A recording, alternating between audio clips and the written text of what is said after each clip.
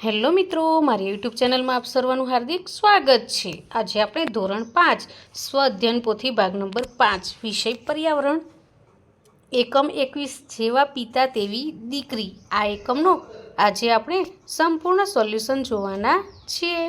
અહીં પ્રશ્ન 1 છે, આપેલા વિકલ્પોમાંથી સાચો વિકલ્પ પસંદ કરી બોક્સમાં લખો। તો પહેલામાં ડી વિકલ્પ આવશે, બીજામાં એ વિકલ્પ આવશે, ત્રીજામાં સી વિકલ્પ આવશે અને ચોથામાં બી વિકલ્પ આવશે। હવે પ્રશ્ન 2, ખોટો શબ્દ છે કે નાખો।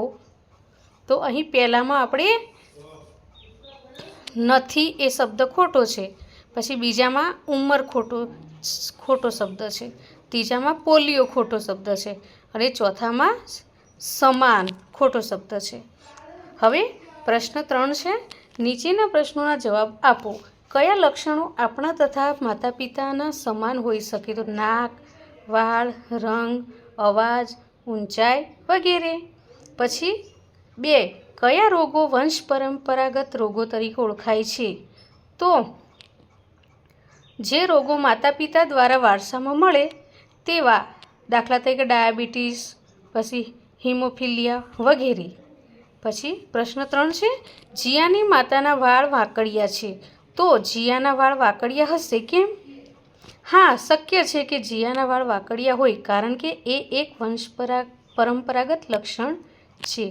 પછી આગળ, તમારી બહેન સારું સંગીત ગાય છે, તો શું તમે પણ ચોક્કસ સારું ગાઈ શકો?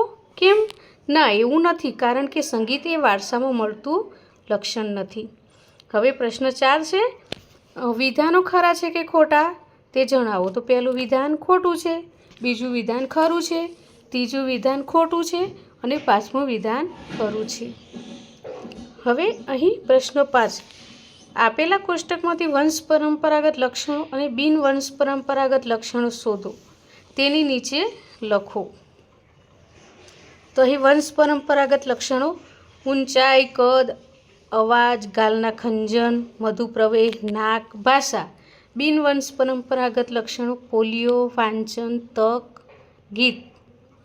હવે પ્રશ્ન 6 છે, તમારા દાદાને મળતા આવતા તમારા લક્ષણો અને તમારી દાદીને મળતા આવતા તમારા લક્ષણો।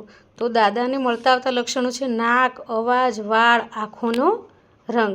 પછી દાદીને મળતા આવતા લક્ષણો ઊંચાઈ, ચહેરો, ગાલમાં પડતા ખંજન, આંગળીઓ। તો મિત્રો, અહીં આ એકમનો વિડીયો પૂરો થાય છે।